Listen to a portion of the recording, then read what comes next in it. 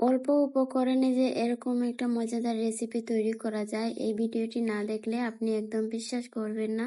এটা এমন একটা রুটি যে রুটি খেলে আপনি এক সপ্তাহের মধ্যে খাওয়ার কথা ভুলে যাবেন, একদম পেটটা ভরে যাবে। হ্যালো এভরিওয়ান, আসসালামু আলাইকুম, ওয়েলকাম ব্যাক টু মাই ঘরোয়া স্বাদে সবাইকে স্বাগতম।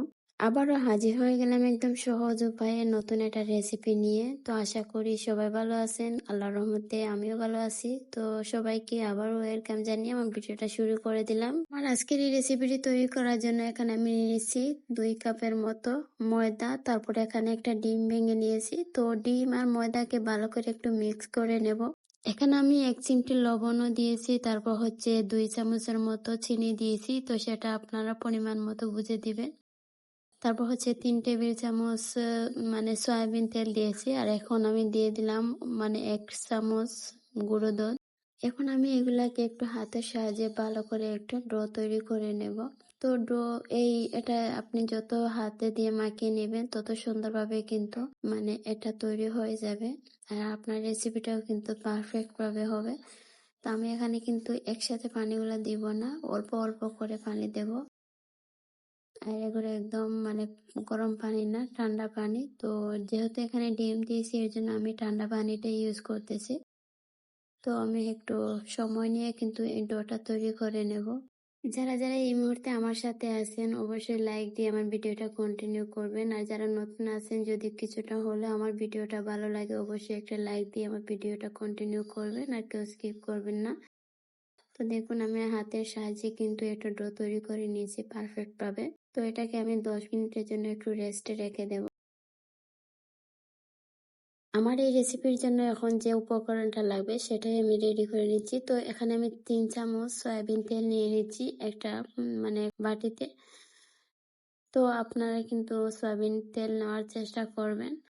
এখন আমি নিয়ে নেব এখানে 1 চামচের মতো ময়দা।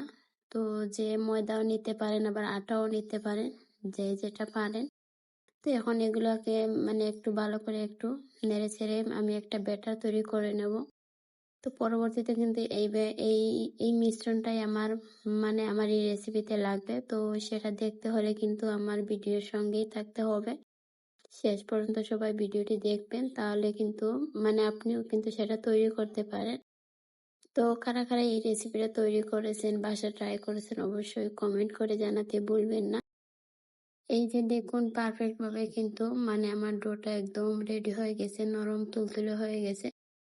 আমি এগুলোকে আবারও হাতের সাহায্যে একটু বেলে নিলাম। তো এখন একটু লম্বা আকার করে নিয়েছি, এটাকে আমি একটু 5 পিস করে নেব। আমি যেহেতু এটা দিয়ে 5টা পরোটা তৈরি করব তার জন্য 5টাই করে নিলাম পিস। আর এই পরোটা কিন্তু একটু মোটা আকৃতির হবে, এই জন্য কিন্তু একটু বড় করে ডোটা মানে কেটে নিয়েছি। তো এখন সবগুলো আমি একটু আলাদা করে রেখে নিলাম। তো একটা মানে কাঠ নিয়েছি, তো সেখানে আমি একটু এই মানে পরোটাটা একটু বেলে নেব। তো এটাকে কে কোন জায়গায় কি বলেন আসলে জানি না। তো আমাদের সিলেটে কিন্তু এটাকে খাট বেলান বলে। তো আমি কিন্তু সেটার সাহায্য করে নিচ্ছি। আর এখানে কিন্তু আমি একটু অল্প পরিমাণে ময়দা দিয়েছি, তো যাতে একদম খাটের সাথে নিচে লেগে না যায়। না হয় কিন্তু একদম, যেহেতু এখানে ডিম দেওয়া হয়েছে তারপর হচ্ছে সয়াবিন তেল, এই জন্য একটু ময়দা দিয়ে আমি একটু মানে যাতে আমার সহজ হয় সেই জন্য একটু বেলে নিচ্ছি। তো যারা যারা এই মুহূর্তে আমার সাথে আছেন তো অবশ্যই যদি আমার এই রেসিপিটা কিছুটা হলেও আপনার কাছে ভালো লেগে যায় অবশ্যই লাইক দিয়ে আমার ভিডিওটা দেখবেন। আর সবাই ফুল ওয়াচ করে আমার ভিডিওটা দেখবেন। এরকম একটা রুটি পিঠা যদি আপনার বাচ্চা বা আপনার পরিবারের কাউকে খাওয়ান, দেখবেন তারা আপনার ফ্যান হয়ে যাবে। আমার বাচ্চারা কিন্তু অনেক প্রশংসা করেছে এই রুটি পিঠাটা মানে এটা খেয়ে। তো এই যে আলাদা একটা উপকরণ রেখেছিলাম আমি তেল এবং ময়দা দিয়ে, তো সেটাই আমি এখন এর ভেতরে দিয়ে দিলাম। এখন এগুলাকে একটু ভাঁজ করে নেব। তো দেখুন আমি কিভাবে ভাঁজ করে নিচ্ছি। তো একটু ভাঁজ করে নিচ্ছি আমি। আমি কিন্তু এই পিঠাটা একটু ছোট আকৃতি করে মানে করেছি, কিন্তু এটা একটু ভারী হবে। তো এখন এগুলাকে একটু ভালো করে একটু মানে চারপাশ ঘুরিয়ে একটু মুড়িয়ে নেব। মুড়িয়ে নিয়ে কিন্তু আবার এভাবে একটু মানে এই যে দেখেন মানে 5টা ডো তৈরি করে নিলাম। Of camera. আসলে সবগুলা যদি মানে ভিডিওতে দেখাতে যাই তাহলে কিন্তু ভিডিওটা অনেক বড় হয়ে যাবে আর আপনারা অনেকটাই মানে ক্লান্ত হয়ে যাবেন। তো সেজন্য আমি অফ ক্যামেরায় কিন্তু সেটা করে নিয়েছি। এখন এই একটা রুটিপিঠা কিন্তু আমি বেলে নিচ্ছি। তো ৪-৫টা একটু গুঁড়িয়ে গুঁড়িয়ে কিন্তু বেলে নিতে হবে। আবার বেশি পাতলাও করবেন না। তো দেখুন কিভাবে আমি করে নিছি। এখানে একটা ফ্রাই প্যান বসিয়ে আমি আগেই গরম করে রেখেছি। তো এখন তেল দিয়ে আমি একটু ছড়িয়ে ছিটিয়ে দিচ্ছি। তেলটা গরম হয়ে আসলেই আমি এটা দিয়ে দেব। তো দেখতে পাচ্ছেন তেলটা কিন্তু গরম হয়ে গেছে। এখন আমি এই পরোটাটা মানে দিয়ে দিলাম তেলের মধ্যে। তো দিয়ে কিন্তু একটু সময় নিয়ে কিন্তু এটা ভাজতে হবে। তো আমি একটু ঘুরিয়ে উল্টে পাল্টে দিচ্ছি। যারা এই মুহূর্তে আমার এই চ্যানেলে নতুন ভিজিট করেছেন, যদি আমার ভিডিওটা কিছু অংশ আপনার কাছে ভালো লেগেছে অবশ্যই সাবস্ক্রাইব করে দিবেন আর পাশে থাকা বেল আইকনটা অল করে দিবেন। তাহলে কিন্তু আমার নিত্য নতুন ভিডিও পেতে মানে আপনার অনেকটা সহজ হবে, সাথে সাথে পেয়ে যাবেন আর ভালোবাসা নিয়ে আমার ভিডিওগুলো দেখতে পারবেন। আমি কিন্তু আমার এই চ্যানেলে খুব সহজ নাস্তা আর রান্নার ভিডিও শেয়ার করি। তো আশা করি সবাই আমার পাশে থাকবেন, আমার এই নতুন চ্যানেলের পাশে থাকবেন। তো দেখে মানে কিভাবে ফুলে উঠতেছে দেখে বুঝতে পারতেছেন আর খুব সুন্দরভাবে কিন্তু ভাজা হয়ে গেছে। তো আমি একটা মানে তুলে নিচ্ছি। তো এক এক করে কিন্তু আমি সবগুলাই দিয়ে দিচ্ছি। বেশ কয়েকদিন ধরে প্রচুর বৃষ্টি হচ্ছে আমাদের সিলেটে। তারপর আমার কিন্তু প্রচুর ঠান্ডা লেগেছে, গলায় প্রচন্ড সমস্যা হচ্ছে, মানে এতটাই কাশি হচ্ছে, কাশি সর্দি জ্বর। এই জন্য হয়তো বা আমার বয়সটা একটু অন্যরকম দেখাচ্ছে। তো সবাই একটু ক্ষমা দৃষ্টিতে দেখবেন আর সবাই আমার জন্য দোয়া করবেন। তো এই যে দেখুন কতটা ফুলকো হয়েছে আমার এই পরোটাটা।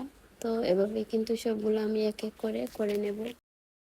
তো অনেক আপুরা আছে সবসময় আমাকে এত এত ভালোবাসা দেন, আমার ভিডিওগুলো দেখেন ভালোবাসা নিয়ে। তো তাদের জন্য মন থেকে দোয়া ভালোবাসা রইলো।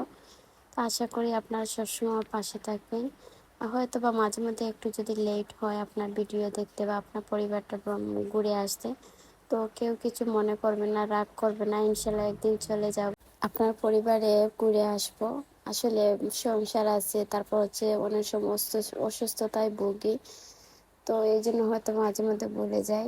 তো ইনশাল্লাহ সবার কথাই মনে আছে, মানে খেয়াল করি, কমেন্ট দেখে হয়তো বা সাথে সাথে যেতে পারি না। আশা করি সবাই ক্ষমা দৃষ্টিতে দেখবেন। ইনশাল্লাহ সবার পাশে থাকবো ভালোবাসা নিয়ে। তো এই এক এক করে কিন্তু আমি সবগুলো পরোটা মানে বেজে নিচ্ছি। তো দেখেই কিন্তু বুঝতে পারছেন কতটা লোভনীয় হচ্ছে। এই মানে পরোটাটা খেতে এত সুস্বাদু হয়েছে, এত মজা হয়েছে। আসলে আপনি যদি এটা ট্রাই না করেন একদম বুঝতে পারবেন না। এক এক করে আমি সবগুলা পরোটা ভেজে নিচ্ছি। এই পরোটা ভাজতে গেলে আপনি তেলের পরিমাণটা একটু কমিয়ে দিবেন, তাহলে দেখবেন ভিতরটা একদম মুচমুচে হবে। আর আগুনের আঁচটা একদম লো হিটে রেখে ভাজতে হবে একটু সময় নিয়ে। তো দেখুন আমি কতটা সুন্দরভাবে কিন্তু ভেজে নিচ্ছি, খেতে কিন্তু অনেক সুস্বাদু হয়েছে। এই পরোটা এতটাই মজা যে মানে কোনো কিছুর সাথে লাগবে না, এমনি এটা খেয়ে খেয়ে নিবে আপনার পরিবারের সদস্যরা। এতটা মজাদার একটা পরোটা। তো দেখুন কতটা ইয়ামি হয়েছে, ভেতরটা কিন্তু একদম হয়েছে। আমি আপনাদের একটু কেটে দেখাবো। তো আমার আজকের এই রেসিপিটা কেমন হয়েছে সবাই একটু কমেন্ট করে জানাবেন।